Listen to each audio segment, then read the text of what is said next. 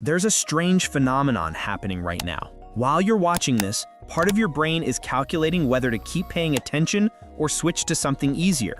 That calculation happens thousands of times a day, and it's quietly destroying your ability to do anything meaningful.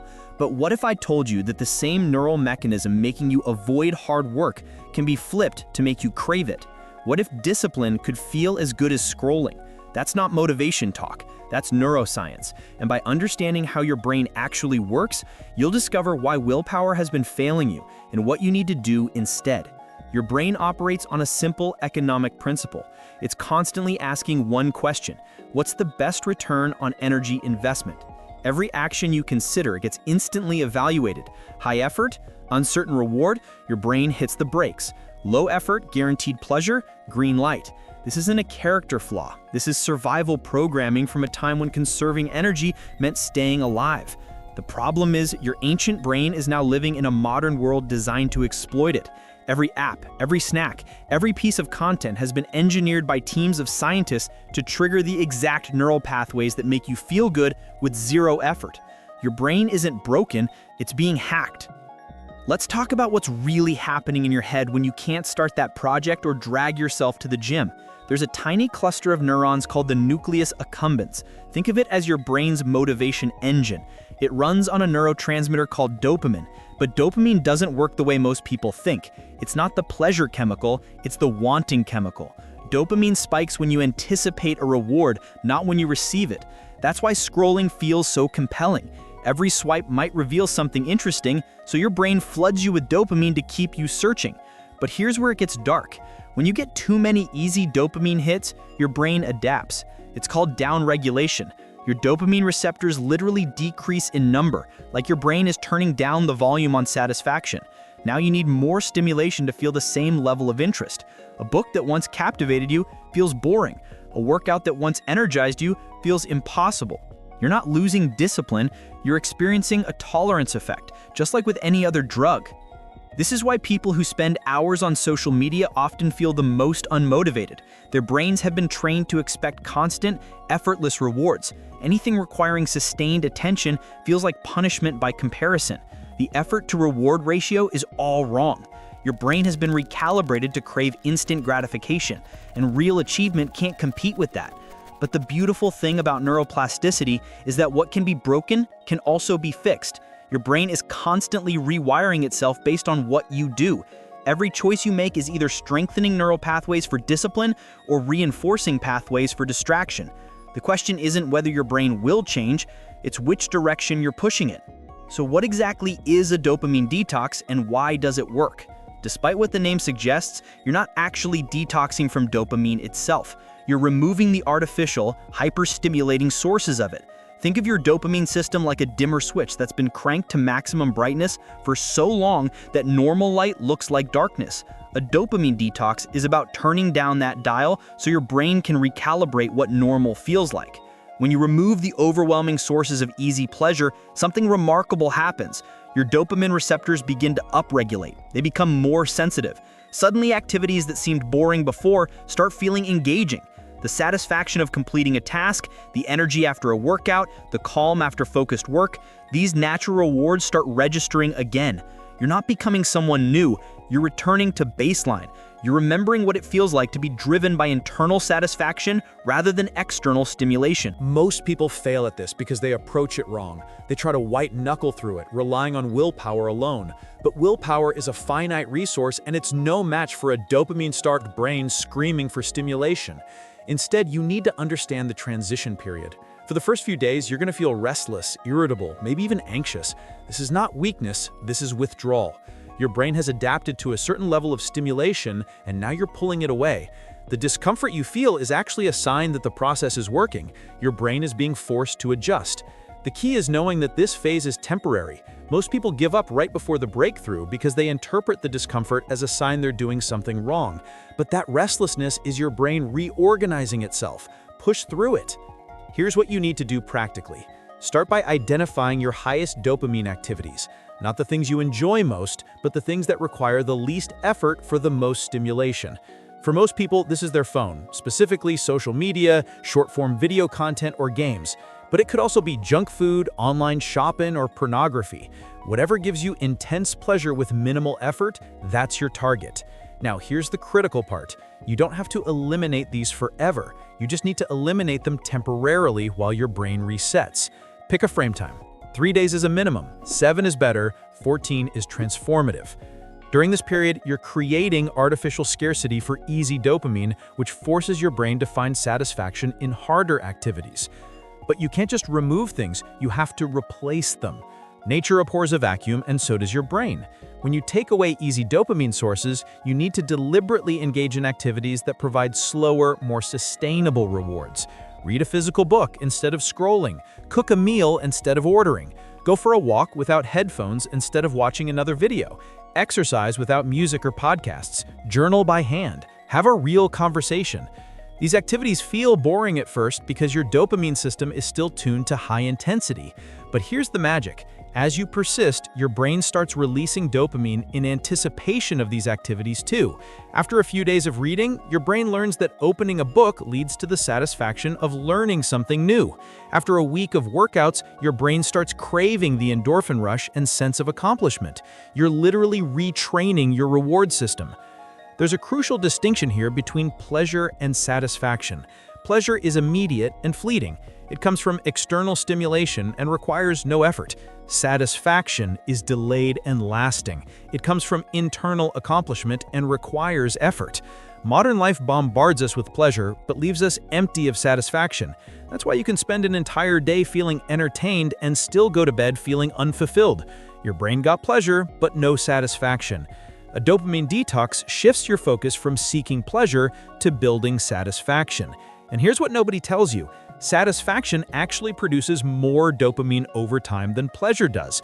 When you accomplish something difficult, when you push through resistance and come out the other side, your brain releases a cocktail of neurochemicals, including dopamine, serotonin, and endorphins. This is the feeling athletes call a runner's high. It's what creators feel after hours of focused work. It's the deep contentment that comes from discipline. And it's far more powerful and lasting than any notification could ever be. The neuroscience backs this up. Studies show that delayed gratification activates the prefrontal cortex, the part of your brain responsible for planning, decision-making, and self-control. The more you practice delaying gratification, the stronger these neural pathways become. Meanwhile, instant gratification activates more primitive parts of your brain, the limbic system, which operates on impulse and emotion. Every time you choose discipline over distraction, you're quite literally strengthening the advanced parts of your brain and weakening the primitive parts. You're upgrading your operating system. Over time, this changes your default setting. Discipline stops feeling like a battle against yourself and starts feeling like your natural state. This is what people mean when they say discipline becomes a habit. It's not that it becomes easy, it's that your brain rewires to prefer it. Let me tell you what happens after a proper detox. You'll notice your attention span expanding. Things that used to bore you within minutes will hold your focus for an hour. You'll feel a clarity of thought that's been missing. Ideas will come more easily. You'll make decisions faster because you're not constantly seeking validation through your phone. You'll have more energy because you're not riding a roller coaster of dopamine spikes and crashes. Most surprisingly, you'll start feeling genuine excitement about things that used to feel like chores. That project you've been avoiding, you'll actually want to work on it. That gym session, you'll look forward to it. This isn't toxic positivity or fake motivation. This is your brain functioning the way it was designed to before it got hijacked by algorithms. But here's the thing that people don't want to hear. This isn't a one-time fix. Your brain will always try to drift back toward easy rewards. That's not a bug, that's a feature. The key is building systems that make discipline the path of least resistance. This is where environment design becomes crucial. If your phone is next to your bed, you'll check it first thing in the morning. If healthy food is prepared and visible, you'll eat it. If your workout clothes are laid out, you'll work out. You can't rely on willpower when your environment is sabotaging you. Design your life so that the dopamine-rich activities require effort to access and the satisfaction-rich activities are effortless to start. Delete social media apps from your phone. Use website blockers. Put your phone in another room when you work.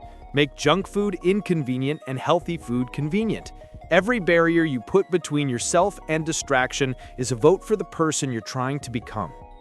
There's also a social component to this that's often overlooked.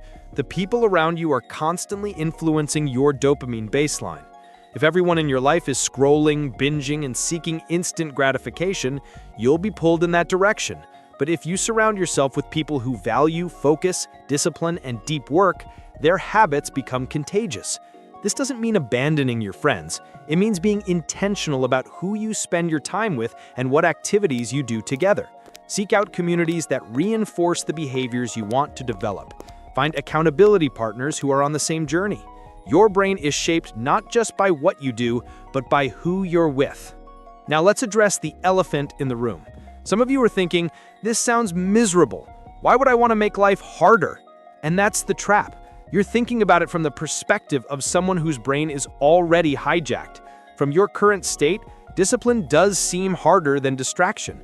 But from the other side, from the perspective of someone with a recalibrated brain, discipline feels easier than distraction, because distraction leaves you feeling empty, anxious, and behind. Discipline leaves you feeling accomplished, confident, and in control. Which is actually harder, spending your days chasing dopamine hits that never satisfy you, or building a life where effort itself becomes rewarding? The path of least resistance in the short term is actually the path of most resistance in the long term. This is about reclaiming agency over your own mind. Right now, if you're honest, you're not really in control. Your phone controls when you feel bored. Algorithms control what you think about. Apps control how you spend your time. That's not freedom, that's hijacking.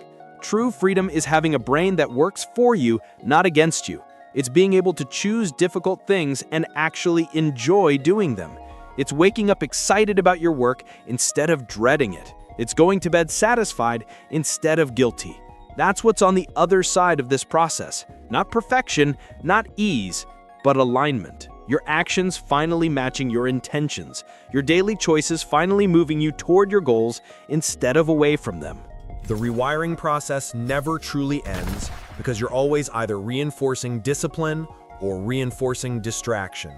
Every moment is a choice, but after you've reset your dopamine system, the choices become easier. The pull toward distraction weakens. The pull toward meaningful work strengthens.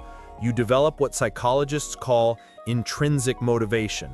You do things because they're satisfying in themselves, not because you're chasing an external reward. This is the highest form of discipline. It's not forced, it's not white-knuckled, it's natural. It's who you are. So here's what I want you to do. Don't just watch this video and move on. That's what the old version of you would do. Instead, make one concrete decision right now. What's the single highest source of empty dopamine in your life? Identify it. Then, commit to removing it for the next 7 days. Not forever, just 7 days. Notice what happens. Notice the restlessness. Notice when it peaks. Notice when it starts to fade. Notice what fills the space. Notice how your relationship with effort begins to shift. Document the process, because once you see it happening in real time, once you feel your brain rewiring itself, you'll never want to go back. You'll realize that you weren't meant to live as a slave to algorithms and impulses. You were meant to be someone who does hard things and loves doing them. That version of you is waiting, and the path to becoming them starts with a single choice to let your brain breathe, to step away from the noise, and to trust that on the other side of temporary discomfort is permanent transformation. Your brain is ready to be rewired. The only question is, are you ready to do it?